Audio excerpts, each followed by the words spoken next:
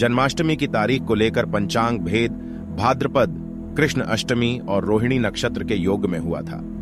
कृष्ण अवतार 6 और 7 सितंबर को मनाया जाएगा। श्री कृष्ण का प्रकट उत्सव। इस साल श्री कृष्ण जन्माष्टमी की तारीख को लेकर पंचांग भेद है। कुछ पंचांग में 6 सितंबर और कुछ पंचांग में 7 सितंबर को जन्माष्टमी बताई गई है। श्री कृष्ण का जन्म भाद्रपद कृष्ण अष्टमी और रोहिणी नक्षत्र के योग में हुआ था। ये योग 6 और 7 सितंबर 2 दिन रहेगा। उज्जैन के ज्योतिषाचार्य पंडित मनीष शर्मा के मुताबिक श्री कृष्ण का जन्म भाद्रपद मास के कृष्ण पक्ष की अष्टमी और रोहिणी नक्षत्र के योग की रात मथुरा में हुआ था। इस बार श्री कृष्ण का 5250वां जन्मोत्सव मनाया जाएगा। तिथियों की घट बढ़ की वजह से 2 दिन रहेगा। ये पर्व इस साल रोहिणी नक्षत्र 6 सितंबर की दोपहर 2:28 से शुरू होगा और 7 सितंबर की दोपहर 2:55 तक रहेगा। अष्टमी तिथि 6 सितंबर की दोपहर 3:55 से शुरू होगी और 7 सितंबर की दोपहर 4:16 तक रहेगी। पंडित शर्मा कहते हैं कि जिस दिन सप्तमी और अष्टमी का संयोग होता है उस दिन श्री कृष्ण का जन्मोत्सव नहीं मनाया जाना चाहिए, बल्कि जिस दिन अष्टमी और नवमी तिथि का योग बन रहा है उस दिन जन्माष्टमी मनानी चाहिए। ये योग 7 सितंबर को बन रहा है। इन योगों में हुआ था श्री कृष्ण का अवतार। श्री कृष्ण के अवतार में मध्यकाल का खास महत्व है। भाद्रपद मास की कृष्ण अष्टमी तिथि इस पक्ष के बीच की तिथि है। भगवान का जन्म मध्य रात्रि में हुआ। भाद्रपद मास भी 12 महीनों के बीच में ही आता है। श्री कृष्ण का जन्म बुधवार को हुआ था। ये वार भी सप्ताह के बीच में आता है। भगवान ने रोहिणी नक्षत्र में जन्म लिया था।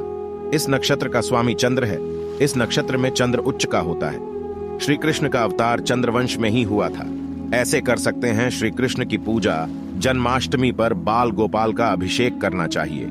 इसके लिए बाल गोपाल की प्रतिमा को दक्षिणावर्ती शंख से स्नान कराएं। इसके लिए केसर मिश्रित दूध का उपयोग करेंगे तो बेहतर रहेगा।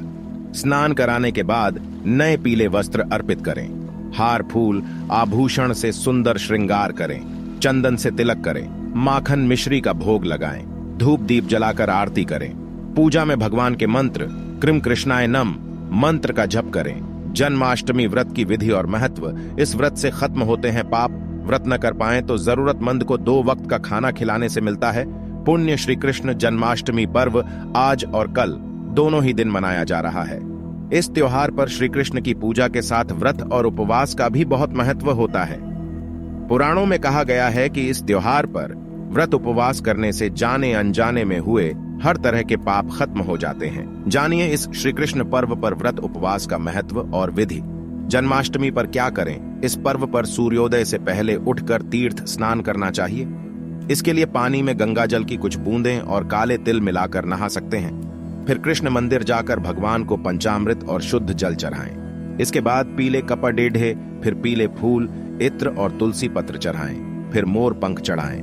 आखिरी में माखन मिश्री और मिठाइयों का नैवेद्य लगाकर प्रसाद बांटें। इस तरह की पूजा घर पर भी की जा सकती है। इस दिन घर पर बाल गोपाल को झूले में झुलाने की भी परंपरा है। व्रत उपवास की परंपरा ये परंपरा सेहत के नजरिए से भी खास है, क्योंकि इस पर्व पर बारिश का मौसम होता है। इस मौसम में खाना देरी से और कम पचता है। इस कारण बीमारियां होने की आशंका बढ़ जाती है।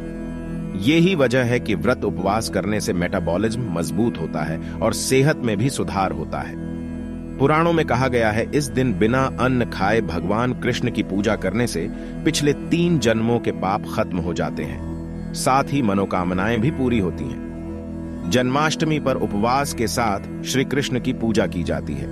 अष्टमी को जया तिथि भी कहते हैं, यानी यह जीत दिलाने वाली तिथि है। इस उपवास से सभी कामों में जीत मिलती है।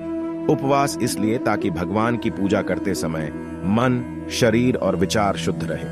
रोग, कष्ट और दरिद्रता खत्म होती है। कृष्ण सुख और समृद्धि देते हैं। व्रत न कर पाएं तो क्या करें? किसी खास वजह से अगर जन्माष्टमी व्रत नहीं कर पाएं तो किसी भी ब्राह्मण या जरूरतमंद इंसान को भरपेट भोजन करवाएं। ऐसा न कर सकें तो जरूरतमंद को इतना पैसा दें कि वो 2 समय भरपेट भोजन कर सके। इतना भी न कर पाएं तो गायत्री मंत्र का 1000 बार जाप करें। पुराणों में जन्माष्टमी व्रत का महत्व।